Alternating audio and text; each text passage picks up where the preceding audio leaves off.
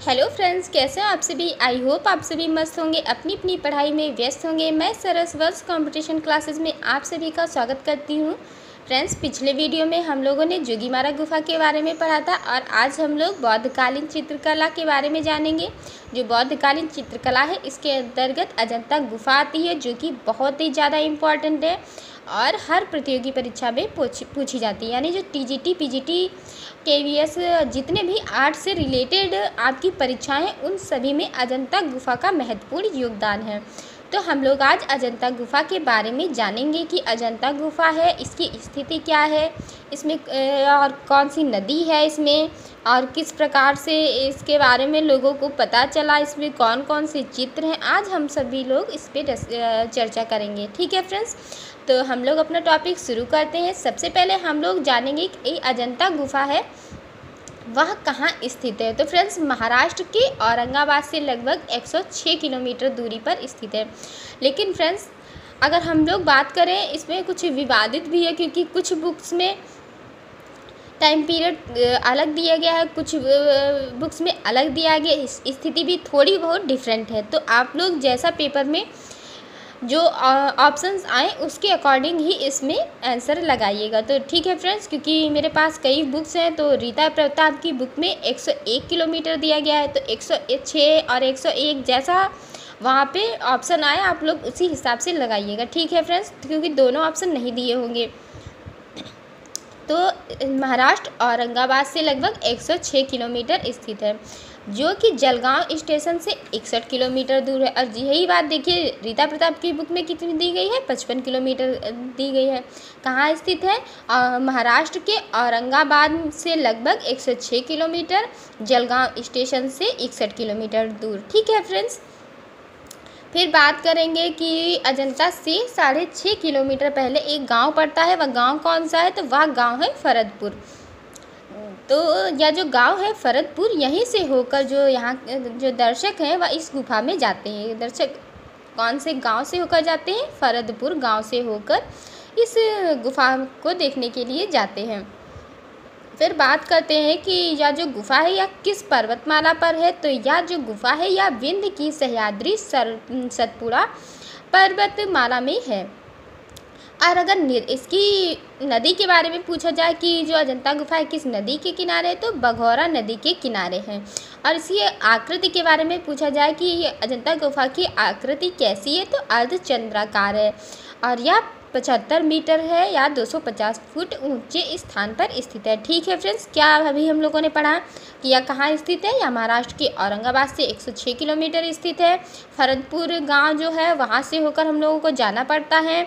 और विंध्य की सह्याद्री जो गुफा, विंध्य की सह्याद्री है सतपुड़ा पर्वतमाला, इसमें बघौरा नदी के किनारे अर्धचंद्राकार रूप में 75 मीटर ऊंचे स्थान पर यह स्थित है। ओके फ्रेंड्स, अब हम लोग बात करते हैं कि अजंता गुफा है वह कैसी है। तो जो अजंता गुफा है इसमें वास्तुकला, मूर्तिकला और चित्रकला का उत्तम संगम दिखाई देता है। यानी यह तीनों ही चीज़ों का मिश्रित रूप है। कौन? अजंता गुफा के। अजंता गुफा किसका उत्तम संगम है?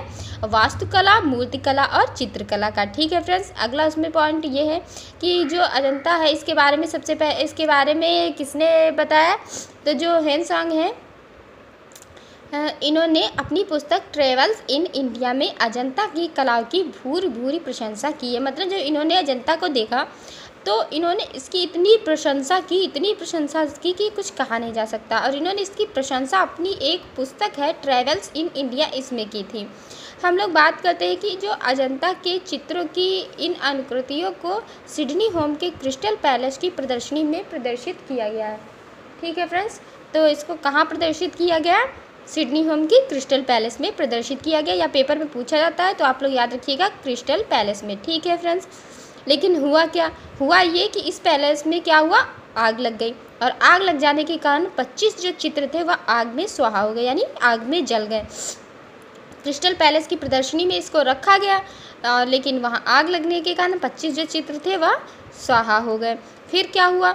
इसमें 5 जो अनुकृति चित्र हैं उसके छोटे छोटे से इंग्रेटिव प्रिंट मैसेज और स्पीयर की एंसेंट इंडिया पुस्तक में प्रकाशित किए गए। यानी जो 5 चित्र बचे थे उसके छोटे छोटे इंग्रेटिव प्रिंट वहाँ प्रकाशित किए गए। ठीक है फ्रेंड्स।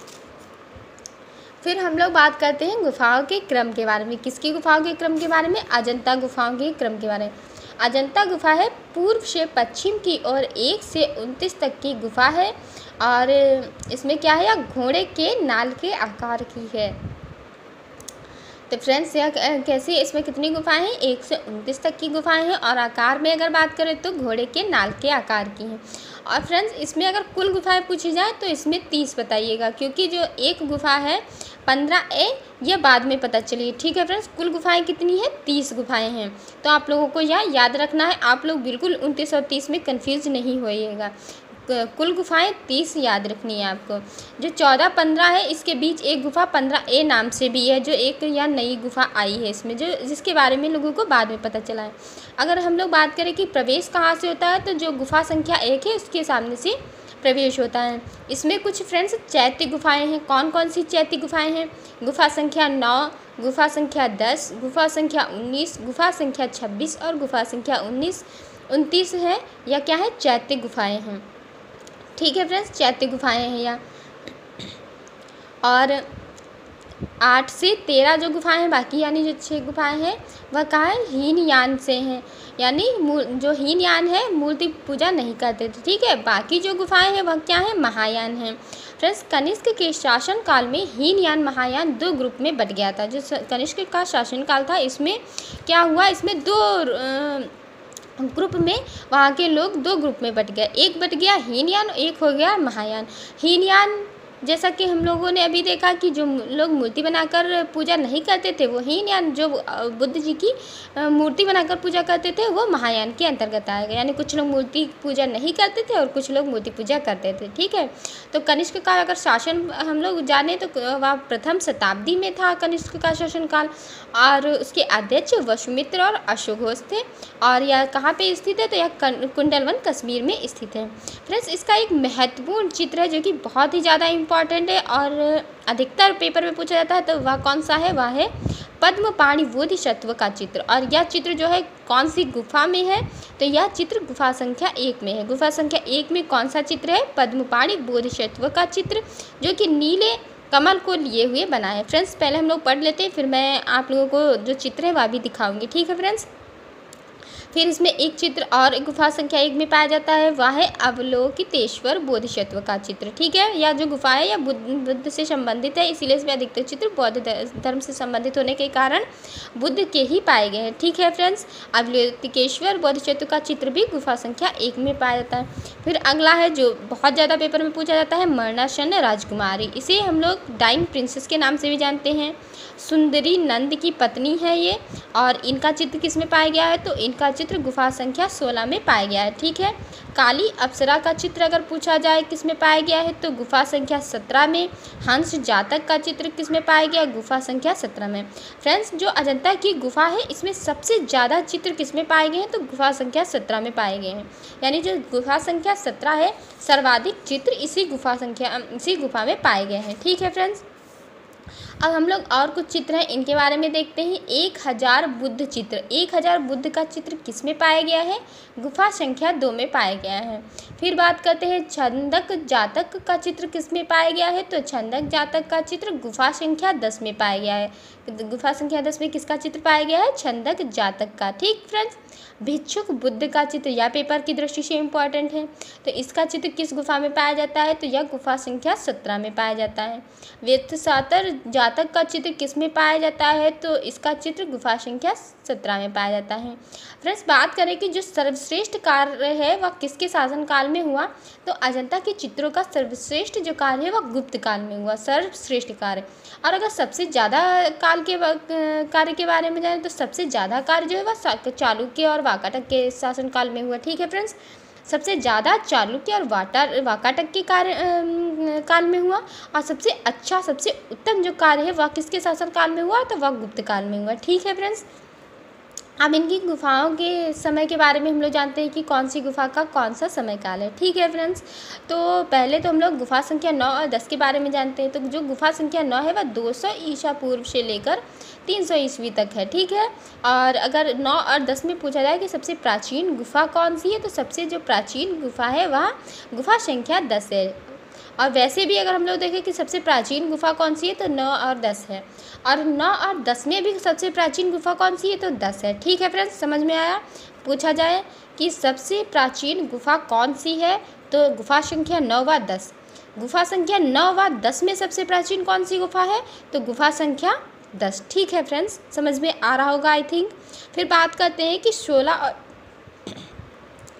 अब हम लोग बात करते हैं कि जो 16 और 17 गुफा संख्या है इसका समय काल क्या है, तो 350 से कितना है, 350 एडी से 500 एडी तक। ओके फ्रेंड्स, या 475 से 500 तक। इसमें जो टाइम पीरियड है वो अलग अलग व्यक्तियों द्वारा दिया गया है, इसीलिए अलग अलग है। ओके फ्रेंड्स, अगला है गुफा संख्या 1 व 2। जो गुफा संख्या 1 व 2 है इनका समय काल कितना, इनका समय काल है 500 ईस्वी से 628 ईस्वी तक। ठीक, तो पूछा जाए कि जो सबसे नई गुफा है वह कौन सी है, तो जो गुफा संख्या 1 व 2 है वह सबसे नई गुफा है।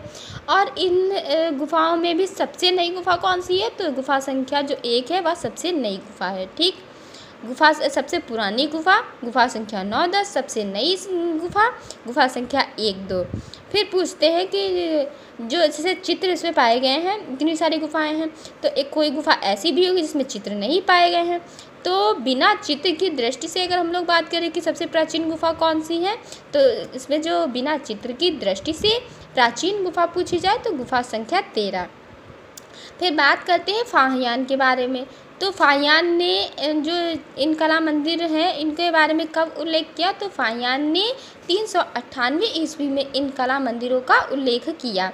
फिर हम लोग बात करते हैं कि जो बाणभट्ट जी हमारे जो हैं, इन्होंने गुफा चित्रों का वर्णन जो किया है, इन्होंने जो भी गुफाओं के बारे में बताया है उनको देखकर ऐसा प्रतीत होता है कि वो अजंता के समान ही हैं।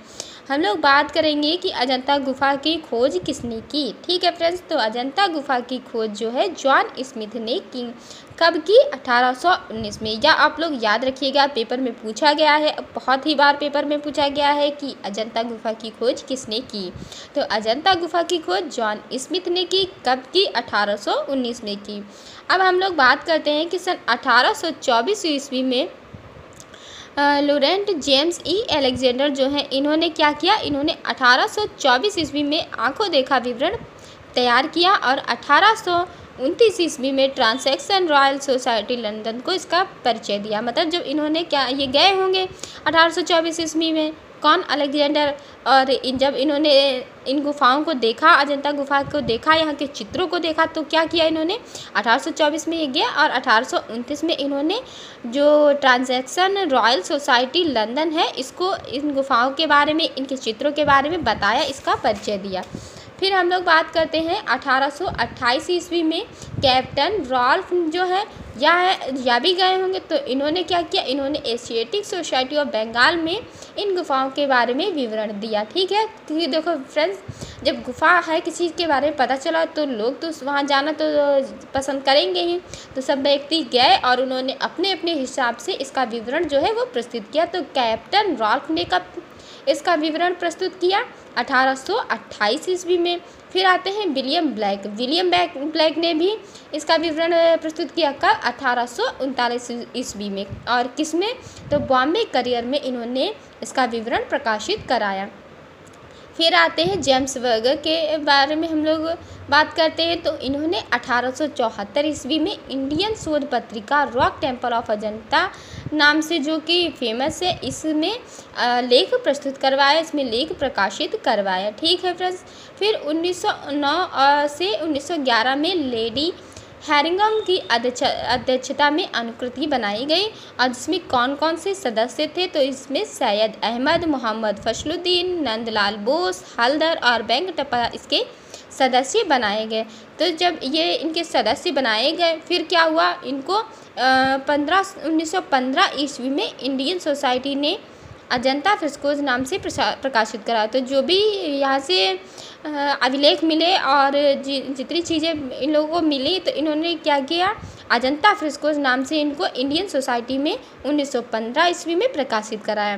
फिर 1908 ईस्वी में एक यहाँ पे संग्रहाध्यक्ष के बारे में, एक क्यूरेटर पूछा जाता है पेपर में, फिर क्यूरेटर की नियुक्ति कब हुई, तो 1908 ईस्वी में हुई। यह प्रश्न बहुत बार पेपर में पूछा गया है, आप लोग अच्छे से इसको याद रखिएगा कि क्यूरेटर की नियुक्ति कब हुई, तो 1908 ईस्वी में हुई। और क्यूरेटर का क्या नाम था, तो इनका नाम था एकनाथ। ठीक है फ्रेंड्स, फिर बात करते हैं कि जो अजंता की गुफा है इसको राष्ट्रीय स्मारक कब घोषित किया गया, तो अजंता की गुफा को राष्ट्रीय स्मारक 1951 में घोषित किया गया। कब घोषित किया गया, 1951 में। ठीक है फ्रेंड्स, राष्ट्रीय स्मारक कब घोषित किया गया अजंता की गुफाओं को, तो अजंता की गुफाओं को 1951 में राष्ट्रीय स्मारक घोषित किया गया। अब हम लोग बात करते हैं 1953 में। 1953 में क्या हुआ, जो भारतीय पुरातत्व सर्वेक्षण है इसने इसके रखरखाव एवं सुरक्षा की जिम्मेदारी ली और 1983 ईस्वी में यूनेस्को ने इसे विश्व धरोहर सूची में शामिल किया। पूछा जाए कि अजंता की गुफाओं को कब विश्व विरासत सूची में शामिल किया गया था, तो 1983 ईस्वी में। और किसके द्वारा पूछा जाए, तो यूनेस्को के बारे में। फ्रेंड्स, आज का टॉपिक हम लोग यहीं पे ख़त्म करते हैं क्योंकि यह टॉपिक बहुत ही लंबा है, तो फिर वीडियो ज़्यादा लेंथी हो जाएगा तो आप लोग पढ़ेंगे नहीं, तो इसीलिए यह टॉपिक यहीं पे ख़त्म करते हैं। और देख लीजिए आप लोग, आगे भी हम लोगों को अजंता के बारे में इतना और कुछ भी पढ़ना है। ठीक है फ्रेंड्स, तो इतना पढ़ने के बाद फिर हम लोग विकल्पी क्वेश्चंस भी देखेंगे। तो चित्र, हाँ आप लोगों को मैं चित्र एक बार दिखा देती हूँ अजंता के बारे में, कौन कौन से इसमें चित्र पाए गए हैं। तो फ्रेंड्स एक मिनट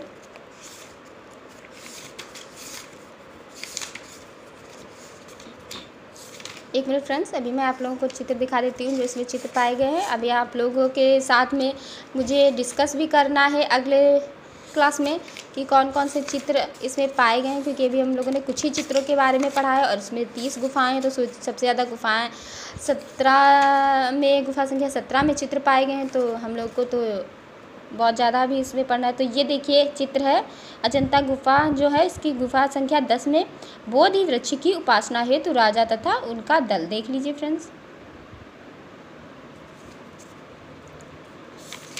फिर ये देखिए मरणासन राजकुमारी का एक चित्र है, ये एक चित्र इसमें पाया गया है।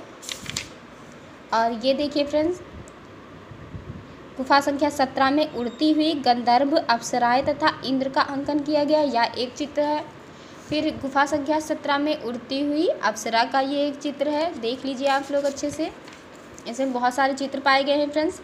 एक चित्र यह है कि अजंता गुफा संख्या 2 में पाया गया है 2 अंगूठे वाली रमणी। ठीक है फ्रेंड्स, ये देखिए 2 अंगूठे वाली रमणी का चित्र। फिर इसमें चित्र पाया गया है गुफा संख्या 6 में भिक्षु का चित्र। ठीक है फ्रेंड्स, भिक्षु का चित्र गुफा संख्या 6 में। फिर इस पर चित्र पाया गया है गुफा संख्या 1 में नृत्य वादन का चित्र।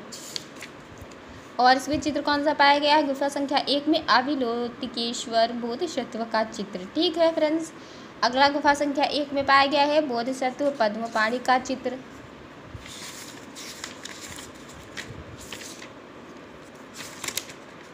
ठीक है फ्रेंड्स, तो इसमें इतने चित्र पाए गए हैं। तो आज का टॉपिक हम लोग यहीं पे ख़त्म करते हैं। चैनल को लाइक शेयर और सब्सक्राइब कीजिएगा और अपना सपोर्ट कीजिएगा। Thank you friends.